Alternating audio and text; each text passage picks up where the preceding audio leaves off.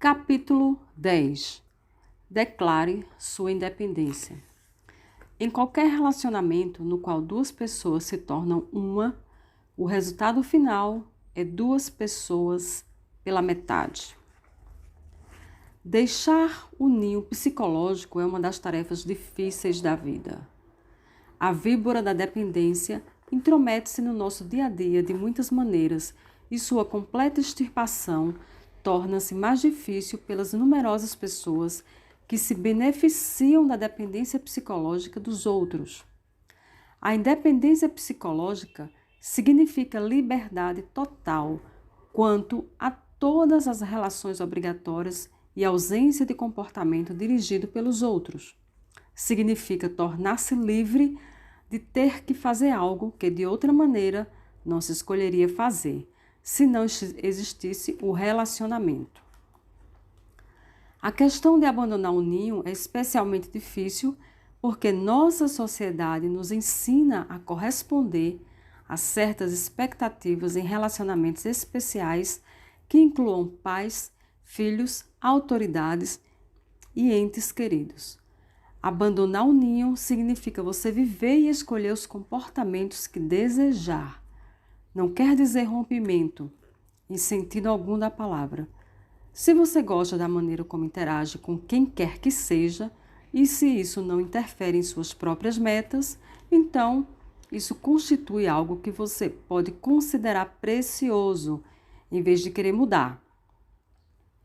A dependência psicológica, por outro lado, significa que você tem relacionamentos que não envolvem escolha e nos quais você é obrigado a representar algo que não deseja e se ressente da maneira pela qual é forçado a se conduzir. Esse é o ponto central desse ponto fraco e é parente próximo da procura de aprovação que já foi discutida no capítulo 3. Se você quer alguma espécie de relacionamento, então não é doentio. Mas, se ele constitui uma necessidade, ou se você é forçado a ele e depois sente ressentimento, então está numa área autodestrutiva. Assim, a obrigação que é o problema, em vez de o próprio relacionamento. Obrigação gera culpa e dependência, enquanto a escolha estimula o amor e a independência. Não há escolha numa relação psicologicamente dependente e, em consequência, sempre haverá indignação e mal-estar em tal aliança. Ser psicologicamente independente envolve a condição de não precisar dos outros. Eu não disse querer os outros, mas precisar. No momento em que você precisa, torna-se vulnerável, um escravo. Se a pessoa de quem você precisa vai embora, ou muda de ideia, ou morre, você é forçado à imobilidade, desaba ou morre mesmo. Mas a sociedade nos ensina a ser psicologicamente dependentes de muitas pessoas, a partir dos pais, e pode ser que você ainda esteja de boca aberta, esperando pelos vermes, quanto a muitos relacionamentos importantes. Enquanto você sentir que deve fazer alguma coisa, porque é isso que se espera de você em determinado relacionamento, e que o fato de fazer cria qualquer ressentimento ou de não fazer qualquer sentimento de culpa, pode ter certeza de que tem trabalho para executar nesse ponto fraco. A eliminação da dependência começa com sua família, com a maneira pela qual seus pais lidaram com você quando criança e com a forma pela qual você lida hoje com seus filhos. Quantas frases de dependência psicológica você carrega hoje na mente? E quantas delas impõe a seus filhos? A armadilha da dependência na educação das crianças e a família. Walt Disney produziu há anos um filme soberbo chamado Bear Country. Acompanhava uma ursa e seus 2 filhotes através dos primeiros meses da vida das crias. A mamãe ursa ensinou os filhotes como caçar, pescar e subir nas árvores. Ensinou-lhes a se protegerem quando se vissem diante do perigo. Depois, um dia, a mamãe ursa, por suas próprias razões instintivas, decidiu que era hora de ir embora. Obrigou os filhotes a subirem numa árvore e, sem mesmo olhar para trás, partiu para sempre. Em sua mente de ursa, ela achava que sua responsabilidade materna havia cessado. Não tentou manipulá-los, forçando-os a visitá-los em sábados alternados. Não os acusou de serem ingratos, nem ameaçou ter um colapso nervoso se eles a desapontassem. Simplesmente deixou que eles se fossem. Por todo o reino animal, a função dos pais é a de ensinar os rebentos as habilidades necessárias à vida independente e depois afastar-se. Conosco, os seres humanos, o instinto ainda continua a ser o mesmo, isto é, o da independência. Mas a necessidade neurótica de possuir e de viver a própria vida por intermédio dos filhos parece dominar. E a meta de criar um filho para ser independente é subvertida na ideia de criá-lo para apegar-se a ele. O que você deseja para seus filhos? Gostaria que tivessem o máximo de autoestima e autoconfiança? Que fossem livres de neuroses, ajustados e felizes? É claro que sim. Mas como pode você contribuir para que tal resultado seja realmente alcançado? As crianças aprendem através do comportamento de seus modelos. Se você é cheio de culpa e tem uma vida frustrada, mas diz a seus filhos para não serem assim, então está vendendo um produto estragado. Se você exibe uma autoestima baixa, então ensinará a seus filhos que adotem para si mesmo a atitude idêntica. Mais significativo ainda, se você faz seus filhos serem mais importantes do que você, não os está ajustando, apenas os ensina a pôr os outros adiante de si mesmos e sentarem na retaguarda, enquanto permanecem frustrados. Que ironia, você não pode incutir autoconfiança em seus filhos, eles devem adquiri-lo vendo você mesmo praticá-la.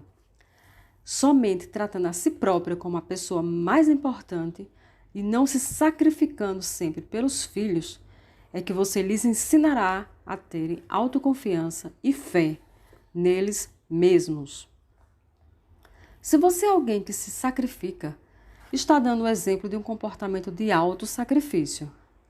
E o que significa esse comportamento? Pôr os outros antes de si mesmo, não gostar de si, procurar aprovação e outros comportamentos errôneos. Enquanto agir para o bem dos outros é muitas vezes admirável, se isso é feito às expensas de si próprio, você está apenas ensinando a outros o mesmo tipo de comportamento gerador de ressentimento. Desde muito cedo, as crianças querem fazer as coisas sozinhas. Eu posso fazer isso. Veja só, mamãe, eu posso fazer isso sem ninguém me ajudar. Vou comer sozinho e mais os sinais aparecem. E embora haja uma grande soma de dependência nos primeiros anos, há também o nítido impulso na direção da autonomia, quase desde o primeiro dia. Aos 4 anos de idade, a pequena Roxane vai sempre procurar a mamãe e papai quando se machuca ou quando precisa de qualquer espécie de apoio emocional. Ela mostra sua alma aos 8 e aos 10 e, embora queira ser considerada uma menina grande, também quer ter o apoio de pais carinhosos. Veja, mamãe, arranhei o joelho e está sangrando. Seu conceito pessoal está sendo desenvolvido por intermédio das impressões de seus pais e de outras pessoas importantes em sua vida. De repente, Roxane tem 14 anos. Volta para casa chorando em decorrência de uma briga com o namorado e corre para o quarto batendo na porta. A mamãe vai atrás e pede-lhe que diga o que houve, na sua maneira habitual de pessoa interessada. Mas agora ela ouve de Roxane em termos muito claros: não quero falar sobre isso, me deixe só. Em vez de mamãe compreender que essa pequena cena é prova de que ela tem sido uma mãe atenta e que a pequena Roxane, que sempre contou à mamãe todos os seus problemas, está agora lidando com eles sozinha. Independência emocional. E a mãe fica desesperada. Ela não está preparada para a desvinculação, para deixar Roxane resolver seus problemas a seu modo, com independência. Ainda vê Roxane como uma criancinha.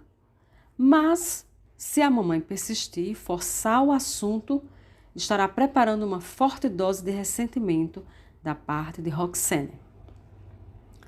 O desejo do filho de sair do ninho é forte, mas quando o sentimento de posse e de sacrifício constituiu o lubrificante da máquina familiar, o ato natural de partir transforma-se numa crise.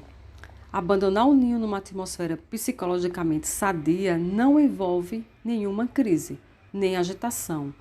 É a consequência natural de viver adequadamente. Mas quando a culpa e o medo do desapontamento cobrem o abandono do ninho, permanecem pela vida inteira, algumas vezes, a ponto de tornarem o casamento uma relação de paternidade, em vez de ser uma relação que dois indivíduos partilham em igualdade de condições. Quais são, portanto, suas metas como pai ou mãe, bem como quanto a conseguir um relacionamento presente em bases corretas com seus próprios pais? É certo que a família é uma unidade importante no processo de desenvolvimento, mas ela não deve se constituir numa unidade permanente. Não deveria ser um vínculo de culpa e neurose, quando seus vários membros procuram a independência emocional. Diferenças entre famílias que enfatizam a dependência e as que enfatizam a independência. Nas famílias focalizadas na independência, o movimento no sentido de alguém ser sua própria pessoa é visto como algo normal, ao invés de constituir um desafio à autoridade de alguém. O apego e a carência não são estimulados. Da mesma forma, não se exige que um filho deva sujeição eterna, simplesmente porque é membro de uma família. O resultado é a formação de membros de família que querem permanecer juntos, em vez de se sentir obrigados a ficar juntos. Existe também o respeito à privacidade, em lugar da exigência de se partilhar tudo. Nesse tipo de família, a mulher tem sua vida própria, além de ser mãe e esposa. Ela mostrará aos filhos como viver uma vida útil, em vez de viver para e em função da vida deles. Os pais sentem que sua própria felicidade é de vital importância, porque sem ela não haverá harmonia na família. A mãe não é uma escrava, porque não deseja que seus próprios filhos, especialmente as meninas, se tornem escravos. E também ela não deseja ser uma. Não acha que precisa estar sempre presente para atender a todas as necessidades de seus filhos. Sente que pode apreciar melhor os filhos e vice-versa. Nesse tipo de família não existe a manipulação sutil, mediante culpa ou ameaças para manter os filhos dependentes e responsáveis perante seus pais. Quando os filhos amadurecem, os pais não querem que os netos os visitem por obrigação. Além disso, estão ocupados demais tendo uma vida útil à sua própria maneira para ficarem sentados esperando que os filhos e os netos apareçam e lhes deem uma razão para viver. Pais assim não acreditam que tenham a obrigação de poupar os filhos de todas as dificuldades que tiveram, porque reconhecem que a própria ação de resolver uma dificuldade foi o que lhes deu autoconfiança e autoestima. Esses pais compreendem o desejo dos filhos de lutarem por si, assistidos, mas não dominados por um pai ou uma mãe interessado como algo sadio e que não deve ser negado. O livro Demian, de Hermann Hesse, fala sobre a variedade de rumos à independência. Ele diz que todo homem, por mais bondoso que seja, tem que vulnerar uma ou várias vezes em sua vida as belas virtudes da piedade filial e da gratidão. Tem que dar aquele passo que o desliga de seus pais e de seus mestres e sentir um pouco a aspereza da solidão. Embora em sua maioria não possa suportar por muito tempo e volte para a submissão. De meus pais e do mundo familiar, do mundo luminoso de minha bela infância, eu não me havia separado com luta violenta, mas com paulatino afastamento, pausado e quase imperceptível. Tal separação me entristecia e provocava, às vezes, horas muito amargas em minhas visitas ao lar, mas a dor não penetrava verdadeiramente em meu coração. Você pode fazer com que todas as visitas de volta ao lar sejam experiências agradáveis, se tiver um firme controle de sua luta pessoal para tornar-se independente de seus pais. Dorothy Canfield Fisher resumiu isso perfeitamente em Her Son's Wife. Mãe não é uma pessoa em que se apoiar, mas uma pessoa que torna o apoio desnecessário. Assim é que deve ser. Você pode fazer com que o abandono do ninho seja um fato natural, ou algo carregado de trauma, que perseguirá o filho e o relacionamento como um fantasma, para sempre. Mas um dia você também foi criança, e se aprendeu bem a rotina da dependência psicológica, então talvez ao casar, substituiu um relacionamento de dependência por outro.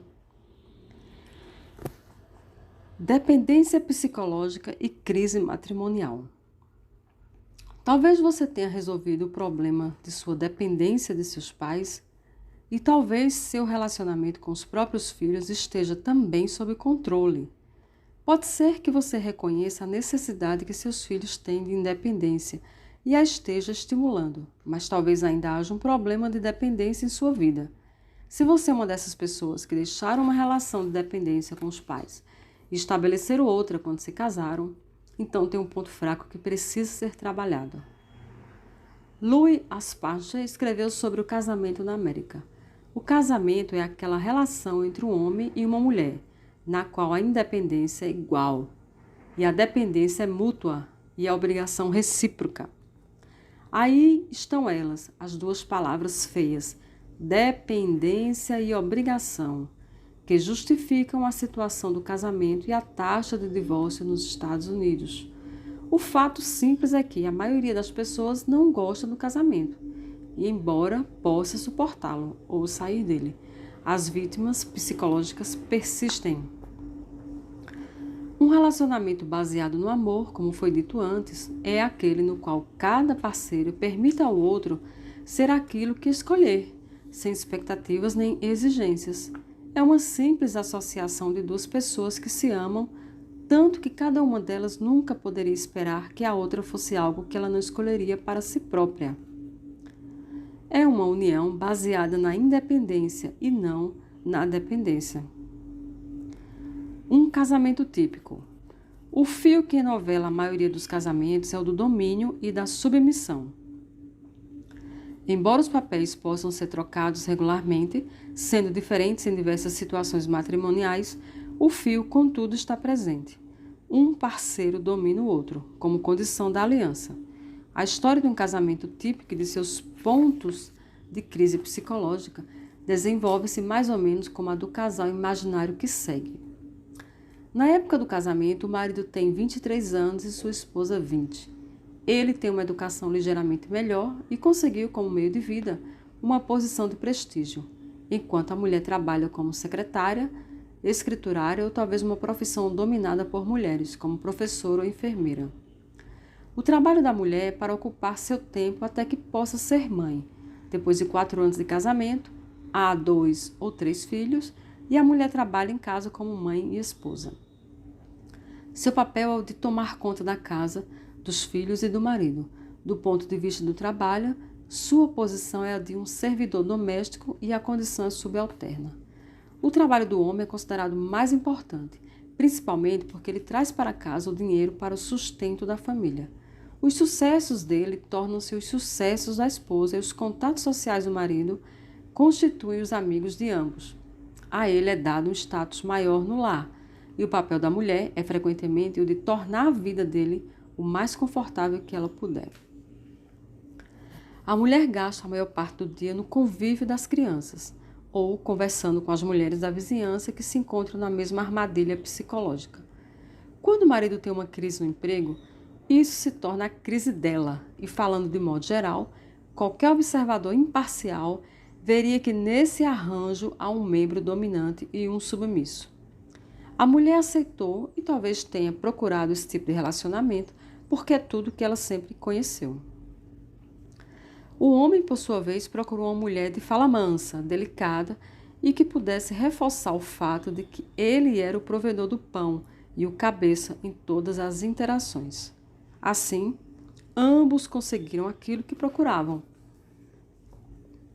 Depois de vários anos de casamento, talvez 4 ou 7, começa a desenvolver-se uma crise.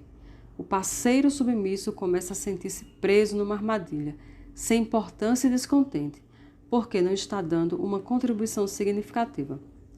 O homem encoraja a esposa a ser mais ela mesma, mais positiva, a conduzir sua própria vida e parar de se sentir pena de si própria. Essas são as primeiras mensagens que entram em conflito com o que ele queria quando se casou. Se você quer trabalhar, por que não procurar um emprego? Ou volte para a escola. Ele a encoraja a procurar novos derivativos, a parar de ser tão piegas. Em suma, a ser algo diferente daquilo com que ele se casou, aquele ser submisso e doméstico. A mulher, então, sempre tinha entendido que qualquer infelicidade sentida pelo marido fosse culpa dela. Onde é que eu errei? Se ele está infeliz ou frustrado, ela acha que não foi como devia ser, ou que não deve ser mais tão bonita quanto era antes. A parceira submissa recai em seu típico estado de espírito subserviente e entende que todos os problemas do homem estão centralizados na pessoa dela. A essa altura do casamento, o homem anda muito ocupado com promoções no emprego, contatos sociais e esforços profissionais. Está fazendo carreira e uma esposa lamurienta é alguma coisa que não pode tolerar. Em razão das muitas oportunidades que tem de lidar com um grande número de pessoas, está passando por uma mudança. Tornou-se ainda mais positivo, exigente e intolerante com as fraquezas alheias, inclusive em sua família. Daí, as advertências que faz a submissa esposa para que trate de se controlar. É também nessa ocasião que o marido pode procurar interesses sexuais fora do casamento. Ele tem muitas oportunidades e procura a convivência de mulheres mais estimulantes. Algumas vezes a parceira submissa começa algumas experiências. Pode apresentar-se para um trabalho voluntário, matricular-se na escola, fazer terapia, ter um caso ela própria, sendo a maioria dessas atividades entusiasticamente apoiada pelo marido. Talvez a parceira submissa comece a ter novas perspectivas de seu comportamento. Vê a própria subserviência como algo que escolheu a vida toda, não apenas no casamento. Seu comportamento de procura de aprovação foi agora desafiado e ela começa a se colocar no caminho de maior responsabilidade pessoal pela eliminação de toda dependência em seu mundo, inclusive a de seus pais, marido, amigos e mesmo de seus filhos. Começa a ganhar autoconfiança, pode aceitar um emprego e iniciar novas amizades. Começa a enfrentar o marido dominador e para de admitir todo o tratamento injusto que tem sido o lote que lhe coube desde que o casamento começou. Exige igualdade, não está mais satisfeita de esperar por mais tempo que a mesma lhe seja concedida. Simplesmente se apodera disso, insistindo na partilha das obrigações domésticas. Essa nova independência e a passagem do raciocínio externo para o interno por parte da mulher não são facilmente aceitas pelo marido. Ele se sente ameaçado, a ansiedade penetrando-lhe na vida, no momento em que não pode enfrentar isso. O que menos lhe faz falta é uma esposa rebelde, muito embora ele a tenha encorajado a sair mais sozinha e a pensar em si própria. Não esperava criar um monstro, muito menos um que fosse desafiar sua supremacia já estabelecida. Ele pode reagir com uma forte dose de imposição, que sempre funcionou para colocar a parceira submissa em seu lugar, no passado. Argumenta contra o absurdo de trabalhar fora e o fato dela gastar a maior parte do seu salário com acompanhantes para as crianças. Salienta o que há de ilógico na crença dela de que não é igual. Na realidade, ela é adulada. Você não tem que trabalhar, tem tudo o que precisa. Só o que tem a fazer é tomar conta de uma casa e ser a mãe de seus filhos. Tenta a culpa, as crianças vão sofrer. Não posso ter esse aborrecimento. Talvez a ameace com o divórcio ou com o último recurso com o suicídio. E frequentemente isso dá resultado. A esposa diz a si mesma: céus, quase destruí tudo, e volta a seu papel de submissão. A pesada dose de domínio serviu para lembrar-lhe o seu lugar, mas se ela se recusa a regredir, o próprio casamento pode estar ameaçado. Seja como for, há uma nítida crise. Se a esposa persiste em substituir a submissão pela confiança em si, o marido, que precisa dominar alguém, pode deixá-la por uma esposa mais jovem, que se manterá numa atitude de medo e subserviências, e assim ele a colocará em posição de dependência e a transformará num objeto. Por outro lado, o casamento pode sobreviver à crise e uma mudança interessante pode ocorrer. O fio de domínio e submissão ainda prossegue em sua trama através do casamento, que é o único tipo de casamento que ambos os parceiros reconhecem. Com frequência, o marido assumirá agora o papel submisso, pelo medo de perder alguma coisa que lhe é cara, ou de que, pelo menos, depende. Fica mais tempo em casa, aproxima-se mais das crianças, por um sentimento de culpa, pelo abandono de antes. Pode dizer coisas como: você não precisa mais de mim, ou você está mudando, não é mais a garota com quem casei e não estou certo de gostar dessa sua nova versão. Ele se tornou mais submisso, pode dar para beber e passar a lamentar-se pela necessidade de manipular a esposa ou de reconquistar a superioridade. A esposa agora está fazendo carreira ou encaminhando-se para isso. Tem seu próprio círculo de amigos e está desenvolvendo interesses exteriores próprios. Talvez esteja tendo um caso num gesto retaliador de autoafirmação, mas pelo menos está se sentindo bem pelo fato de receber algum aplauso e reconhecimento por suas realizações. Contudo, o fio ainda permanece ali e há uma pesada ameaça de crise, enquanto um dos parceiros tiver que ser mais importante que o outro, ou que o medo do divórcio for o que mantenha os dois juntos. A dependência continuará a ser a pedra de toque da aliança.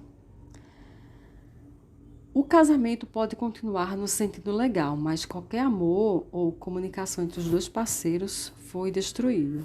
Aqui é comum o divórcio, mas se não ocorre, duas pessoas começam a marchar por caminhos separados dentro do casamento. Não há sexo, há apenas aposentos separados, um padrão de comunicação baseado em indiferença mútua em lugar de compreensão. É também possível uma conclusão diferente. Se ambas as partes resolverem fazer uma reavaliação de si mesmas e de seu relacionamento, se ambas se esforçam por libertar-se de pontos fracos e por amar uma a outra no sentido de permitir que o outro parceiro escolha sua própria autorrealização, então o casamento pode florescer e progredir. Com duas pessoas cheias de confiança em si, que gostem bastante uma da outra para estimular a independência em lugar de dependência, mas que possam ao mesmo tempo partilhar a felicidade com a pessoa amada. O casamento pode ser algo estimulante. A duração não é uma indicação de sucesso no casamento. Muitas pessoas permanecem casadas por medo do desconhecido, ou por inércia, ou simplesmente porque essa é a coisa a fazer. Num casamento de sucesso, em que ambos os parceiros sentem amor verdadeiro, cada um está disposto a deixar que o outro escolha por si, em lugar de dominar. Não há discussão constante, que é motivada pela necessidade de pensar e falar pelo outro parceiro e de exigir que ele faça o que dele é esperado. A dependência é a serpente no paraíso do casamento perfeito. Cria padrões de domínio e submissão e finalmente destrói os relacionamentos. Esse ponto fraco pode ser eliminado, mas isso nunca será uma batalha fácil, visto como o poder e o controle estão em jogo, e poucos desejam perdê-los sem luta. Você é tratado da maneira que ensinou aos outros como tratá-lo. A dependência não é algo que acontece simplesmente em razão do contato com gente dominadora. Constitui, como todos os comportamentos de pontos fracos, uma escolha. Você ensina as pessoas a dominarem e a tratá-lo da maneira pela qual sempre foi tratado. Há muitos esquemas que mantêm o processo de dominação, e os mesmos só são repetidos se dão resultado. dão resultado se manter você na linha e numa posição dependente no relacionamento. Aqui estão algumas das estratégias comuns para a manutenção da trama de domínio. Todas as maneiras de berrar, gritar e levantar a voz. Isso a manterá na linha, se você é uma pessoa suave que gosta das coisas tranquilas e fáceis. Comportamento de ameaça, tal como vou embora, vou conseguir um divórcio. Insinuação de culpa. Você não tinha o direito de. Não compreendo como você pode ter feito semelhante coisa. Se culpa é o seu ponto fraco, então você pode ser mantido em submissão com tais afirmações. O uso da ira e de comportamento explosivo, tal como atirar ou socar objetos. O ardil da força física, ter um ataque de coração, dor de cabeça, problema nas costas. Outro tipo de reação, quando um dos parceiros não se comporta da maneira que o outro deseja que o faça. O tratamento de silêncio, deixar de falar e mostrar-se deliberadamente amuado são estratégias soberbas que um dos parceiros pode empregar para manobrar o outro na direção do comportamento adequado. A rotina das lágrimas na qual você chora para ajudar outra pessoa a sentir-se culpada. A encenação de ir embora. O estratagema do você não me ama ou você não me compreende. O esquema do suicídio. Se você não fizer o que eu quero, então eu me mato. Todas as estratégias comportamentais citadas representam métodos que mantêm a outra pessoa no papel desejado no casamento. São usadas quando dão resultado. Se um dos parceiros se recusa a ser manipulado por elas, o outro não continuará a usá-las. É apenas quando um companheiro reage bem a esses ardis que o outro adquire o hábito de usá-los. Se você tem as reações adequadas de submissão, está ensinando ao outro aquilo que irá tolerar. Se você é levado de um lado para o outro, é que esteve emitindo sinais de que aceita ser conduzido. Você pode aprender a ensinar aos outros como tratá-lo da maneira pela qual deseja ser tratado. Vai exigir tempo e esforço, porque foi preciso bastante tempo para ensinar aos outros como você queria ser tratado até agora. Mas você pode fazer as mudanças, seja no trabalho, na família, no restaurante, no ônibus, em qualquer lugar em que receba um tratamento ordinário que lhe desagrade. Em vez de dizer, por que você não me trata melhor, comece a dizer, o que eu estou fazendo para ensinar os outros a me tratarem dessa maneira. Põe o foco em si mesmo e comece a mudar essas reações. Alguns comportamentos comuns de dependência e de encorajamento de dependência. Sentir-se incapaz de abandonar o ninho ou abandoná-lo com ressentimentos de ambos os lados. Sentir-se solicitado ou obrigado a visitar, receber socialmente, servir de motorista e outros semelhantes. Pedir licença ao cônjuge para fazer qualquer coisa, inclusive gastar dinheiro. Invasões da privacidade. Frases como eu nunca poderia dizer a ele como me sinto, ele não iria gostar. Cair em depressão e imobilização após a morte de um ente querido. Sentir-se preso ao emprego em particular e nunca se aventurar espontaneamente fora dele. Ter expectativas sobre o que um cônjuge deverá ser. Permanecer em treinamento a sua vida inteira para um trabalho ou posição. Nunca sair da fase de treinamento pelo fato de confiar em si. Sentir-se magoado pelo que os outros dizem, sentem, pensam ou fazem. Só se sentir feliz ou bem-sucedido se seu companheiro se sente assim.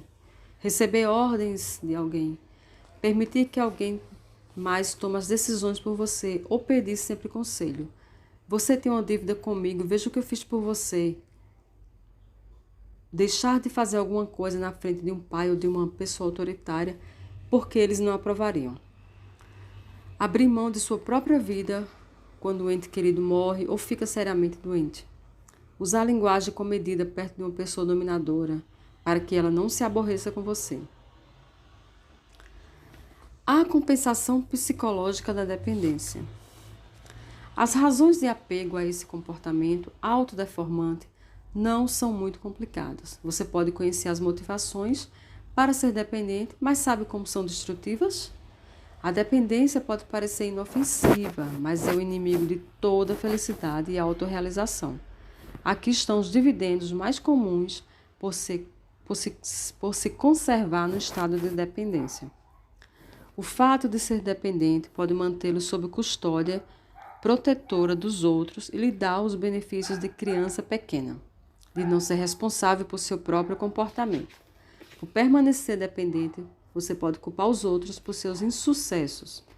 Se você depende de outros, não precisa empreender o difícil trabalho da mudança nem assumir os seus riscos. Você pode se sentir satisfeito consigo mesmo porque está se sentindo agradável aos outros. Aprendeu que a maneira de ser bom é agradando a mamãe e agora muitas mamães simbólicas manipulam você. Não precisa tomar decisões nem escolher por si mesmo. Você se modela por um genitor, cônjuge ou alguém de quem depende. Enquanto pensar o que eles pensam ou sentir o que eles sentem, não há necessidade do difícil trabalho de determinar como pensará ou o que sentirá. Deixando de lado tudo mais, é simplesmente mais fácil ser um seguidor do que um líder. Pode fazer o que lhe for dito e evitar dificuldades, muito embora não goste da maneira como se sente, por ser um seguidor. A ideia é mais fácil do que enfrentar todos os riscos que acompanham o fato de ser você mesmo. A dependência é desagradável porque faz você ser menos do que uma pessoa completa, de funcionamento independente. Mas não há dúvida de que é mais fácil. Segue agora um sumário dos meios de libertar-se da dependência. Escreva sua própria declaração de independência, na qual definirá para si como deseja se comportar em todos os relacionamentos, sem eliminar os acordos, mas riscando qualquer manipulação sem representação. Eu, uma pessoa, a fim de ter uma união mais perfeita e por aí vai. Converse com cada pessoa de que você se sinta psicologicamente dependente. Declare seus objetivos de viver com independência. Explique como se sente quando faz coisas levado por um sentimento de obrigação. Essa é uma excelente estratégia inicial, porque o outro pode nem mesmo ter percebido como você se sente, sendo um dependente. Dê a si mesmo metas de 5 minutos para saber como é que vai lidar com a gente que domina sua vida. Tente um tiro direto. Não, não quero. E faça um teste da reação de sua reação por parte da outra pessoa. Marque uma sessão de planejamento com seu parceiro dominante, no momento em que não se sinta ameaçado. No decorrer dessa sessão, explique que algumas vezes se sente manipulado e submisso e que gostaria de estabelecer um sinal não verbal para mostrar a outra pessoa como está se sentindo, quando sobrevém essa sensação, mas que não deseja discuti-la no momento. Quando estiver sendo empurrado psicologicamente, diga ao parceiro como se sente e depois demonstre a maneira como desejaria se comportar. Mesmo que você esteja evitando deliberadamente as pessoas dominadoras, ainda assim está sendo controlado por eles em sua ausência, caso sinta-se emocionalmente imobilizado por causa deles. Se estiver se sentindo obrigado a visitar determinadas pessoas, pergunte a si mesmo se queria que os outros o visitassem apenas porque se sentem forçados a fazê-lo. Se a resposta for não, estenda cortesia semelhante àqueles que está tratando dessa maneira. E discuta o assunto com eles. Isso é, inverta a lógica e veja como é realmente humilhante uma relação obrigatória. Tome a decisão de escapar de sua posição de dependência, fazendo trabalho voluntário, lendo, contratando um serviço para as crianças, mesmo que não esteja em condições de fazê-lo. Arranjando um emprego, até mesmo nem que seja bem pago. Por quê? Simplesmente porque a remuneração de sua própria elevada autoestima vale qualquer preço que possa custar em termos de dinheiro ou de tempo. Insista na independência financeira em qualquer restrição, sem qualquer restrição ou prestação de contas a quem quer que seja. Você é um escravo se tiver que pedir dinheiro. Se isso for impossível, providencie ganhar o seu próprio dinheiro de qualquer forma criativa que possa imaginar. Deixe os outros à vontade. Fique à vontade. Pare de dar ordens e pare de receber ordens. Reconheça seu desejo de privacidade e de não ter que partilhar com os outros tudo o que sente e experimenta. Você é um ser individual e único. Se acha que tem que partilhar tudo, então não tem escolha e, com certeza, é dependente.